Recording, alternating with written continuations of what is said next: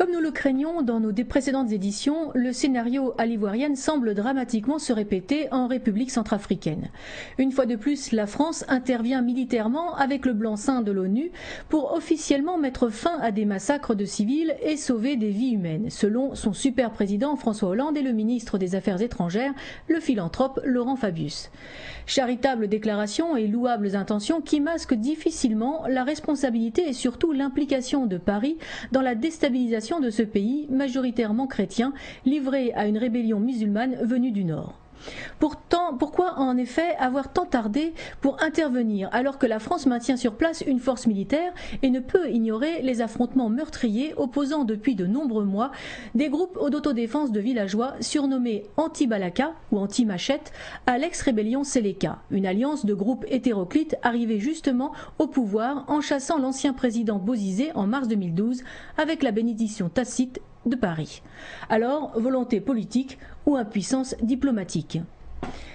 Les enjeux de cette nouvelle opération militaire française, baptisée Sangaris, semblent multiples. Bien que classée parmi les pays les plus pauvres de la planète en raison de son instabilité, la Centrafrique dispose de riches ressources en bois, or, diamants et uranium. Les nouvelles forces armées centrafricaines, qui ne sont en réalité qu'un ramassis de milices incontrôlées, n'obéissant qu'à des seigneurs de la guerre locaux, mettent le pays sous leur coupe réglée. Sous couvert d'interventions humanitaires et de sécurisation d'une région que la France a pourtant sacrément contribué à perturber depuis 2011, notamment en Libye et en Côte d'Ivoire, Paris cherche surtout à s'assurer du contrôle des ressources, quitte pour cela à conforter un pouvoir minoritaire et illégitime en désarmant des milices chrétiennes qui chercheraient à se venger sur des populations musulmanes, notamment d'origine peule, des multiples exactions, violences et pillages à répétition dont elles sont victimes. Rien de mieux en tout cas pour attiser un conflit ethnico-confessionnel que de croire qu'un gouvernement d'obédience musulmane puisse diriger un pays comportant 80% de chrétiens. À ce stade, ce n'est plus de l'incompétence mais une réelle politique de tension permanente et les masques tombent enfin malgré les grandes déclarations de principe prononcées lors du sommet sur la sécurité et la coopération qui se tient actuellement. Paris semble avoir lâché l'Afrique, ou en tout cas de s'être mis en retrait au profit du bloc atlantiste, États-Unis en tête, qui entendent diriger les opérations et superviser progressivement l'ancien précaré français. La France-Afrique semble avoir cédé le pas à l'Amérique-Afrique, comme le déclarait Patrick Mbenko, auteur de plusieurs ouvrages de géopolitique.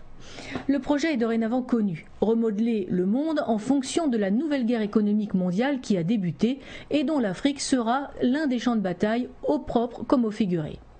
Aucun pays ne pourra rester neutre et les chefs d'État africains n'ont guère le choix.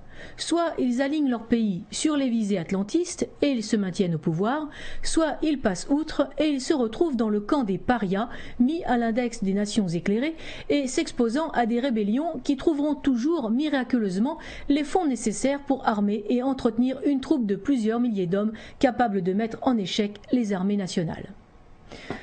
Le but est clair, verrouiller au plus vite le continent africain face à l'avancée commerciale des pays émergents comme la Chine, la Russie ou le Brésil. Pour cela, il faut s'accaparer rapidement les terres agricoles, les ressources énergétiques ou l'exploitation des richesses minérales. Mais il faut aussi contrôler les corridors d'évacuation comme la route transversale qui traverse l'Afrique d'est en ouest, de l'océan Indien au Pacifique et passe par la République centrafricaine. Étrangement, aucun expert médiatique français n'aborde ces questions. On se contente seulement d'appuyer la version officielle d'une urgence humanitaire, certains allant même jusqu'à dénier toute légitimité à la moindre réserve ou critique prononcée. Le syndrome rwandais oblige la culpabilisation artificielle de la France, joue parfaitement son rôle de censure psychologique et politique. Toutes ces guerres humanitaires dissimulent en réalité des opérations néocoloniales qui n'en portent pas le nom. L'intervention française sera rapide, elle n'a pas vocation à durer et je suis sûr de son succès. C'est la dernière déclaration d'Hollande le va-t-en-guerre, souhaitons-le en tout cas. Car comme personne ne semble se bousculer pour financer cette opération, ni l'ONU, ni l'Union européenne, ni les sociétés privées, qui pourtant tirent d'énormes bénéfices de leur situation sur place, il faut souhaiter effectivement que cette probable victoire tactique ne se transforme pas en défaite stratégique faute de financement.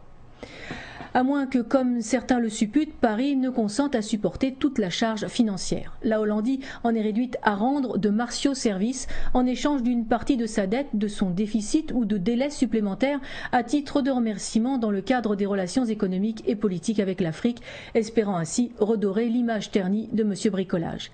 Les militaires français coûtent moins cher que les intérêts de la dette. On comprendrait dès lors plus aisément le retournement stratégique français général et son alignement sur des intérêts contraires aux siens. Comme l'écrivait François de la Rochefoucauld, quand on croit servir les autres, on ne fait que se servir à travers eux. Fin de citation. Tout homme a son prix et il est indéniable en tout cas que même en temps de crise financière, l'argent demeurera toujours le nerf de la guerre.